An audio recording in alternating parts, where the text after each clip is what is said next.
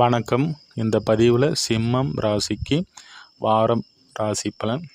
சிம்மாதிபதி உச்ச அமைப்பில் இருந்தாலும் இந்த வாரத்தில் இங்கே 15ஆம் தேதி வரைக்கும் உச்ச அமைப்பில் தான் இருக்கிறாரு. அடுத்ததாக தன்னுடைய 9ஆம் இடத்திலிருந்து 10ஆம் இடத்திற்கு பெயர்ச்சி அடைகிறாரு. செவ்வாயினுடைய நிலைமை இந்த வாரத்தில் 14ஆம் தேதி நல்ல அமைப்பில் இருக்குது. இந்த வாரத்தில் 11, 12 இந்த தேதிகளில் மட்டும் உடல் ரீதி மன ரீதியில் கொஞ்சம் தெளிவாக இருக்கிறது நன்மை அளிக்கக்கூடியதாக அமையும். நீங்கள் ஒரு விஷயத்தை செய்யணும்னு நினைப்பீங்க, ஆனால் அதற்கான ஒரு ஊக்கமும் ஆற்றலும் உங்கள்கிட்ட இருந்தாலும் கூட அதற்கான ஒரு சப்போர்ட் இப்போது இல்லாத மாதிரி உணர்வீங்க. இந்த 15ஆம் தேதிக்கு பிறகு சுக்கிரனுடைய அமைப்பு சாதகமாக இருக்கிறதுனால உங்களுக்கு தொழில் சார்ந்த விஷயங்களில் நன்மைகள் ஏற்பட போது ஒருத்தருடைய உதவியின் மூலமாக நன்மைகள் கிடைக்கக்கூடிய ஒரு வாரமாகவும், கடந்த வாரமும் பார்க்கும்போது சாதகமான அமைப்பில் 4 நாட்கள் இருந்தது. மித்த நாட்கள் உடல் ரீதியிலும் மன ரீதியிலும் ஒரு வருத்தங்கள் இருந்தது.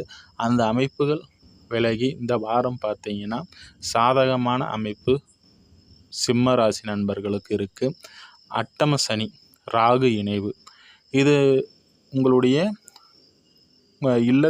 இல்லம் சார்ந்த விஷயங்களிலும் இல்லத்தரசிகள் இது போன்ற அமைப்புகளில் ஒரு சாதகமற்ற ஒரு சூழல் இருந்தது. அதே போல் கணவன் மனைவிக்கு இடையில் ஒரு சாதகமற்ற சூழல், நண்பர்களுக்கு இடையில் நண்பர்கள் மூலமாக சில கஷ்டங்கள், ஒரு பிரிவு இது போன்ற அமைப்புகள்லாம் இருந்து அதெல்லாம் இப்போ ராகு விலகிறதுனால அந்த அமைப்பு விலகும். பெரிய ஒரு பாதிப்பிலிருந்து வெளிவரக்கூடிய ஒரு அமைப்பு. தேவையில்லாத செலவினங்கள் இருந்தது.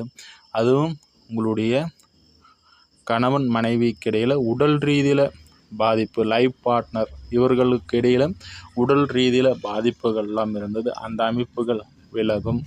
அதே போல் இங்கே 2ஆம் இடத்திலிருந்து கேது உங்களுடைய ராசிக்கு வராரு. கொஞ்சம் உடல் ரீதியில் உத்தரம் நட்சத்திரக்காரர்கள் கவனமாக இருப்பது நல்லது.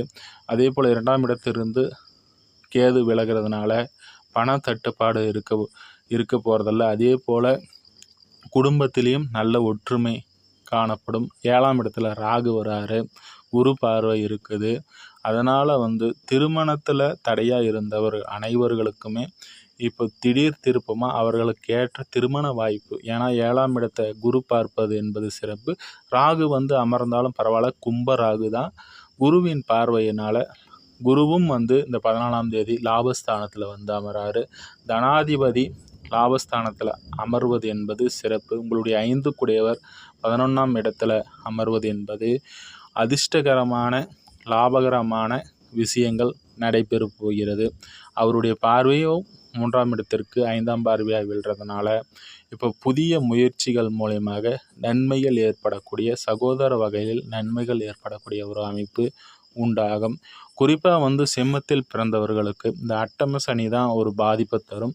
பெரிய அளவில் கஷ்டம் தெரியாது. ஏன்னா இது மீனம் குருவின் வீடு என்பதனால் அவரும் நல்ல ஒரு அமைப்பில் தான் இருக்கிறாரு. அவருடைய பார்வை பார்க்கும்போது தனுசு வீட்டை பார்க்குறாரு. இவருடைய 9ஆம் பார்வையாக 7ஆம் இடத்தை பார்க்குறாரு. அதே போல் இவருடைய 5ஆம் பார்வை 3ஆம். இந்த 3 இடங்களும் சிறப்பான ஒரு அமைப்பு தான். அதனால் இவருடைய பார்வை சிறப்பான இடங்களில் படுவதும், அதுவும் இவர் லாபஸ்தானத்தில் குரு அமர்வதும் என்பதனால் நண்பர்கள் மூலமாகவும் கணவன் மனைவிக்கிடையிலும் நீண்ட நாள் இருந்த ஒரு பிரச்சனை தீர்ந்து ஒற்றுமை அடையக்கூடிய ஒரு அமைப்பு இந்த குரு பெயர்ச்சி தரும். அதே போல் இது நாள் வரை இருந்து வந்த வருமான தடை நீங்கிறது ஒரு பெரிய அமைப்பு. இந்த வாரத்தில் என்ன ஒரு பெரிய அமைப்புனா, இங்கே 12க்கும் அதே போல் உங்களுடைய 4க்கும் உடையவர் பரிவர்த்தனை அமைப்பு பெறுறாங்க. புதிய வண்டி வாகனம் வாங்கக்கூடிய ஒரு அமைப்பு. வீடு சம்பந்தப்பட்ட விஷயங்களில் உங்களுக்கு செலவினம் இருந்தாலும் கூட அது சுப செலவாக அமையும்.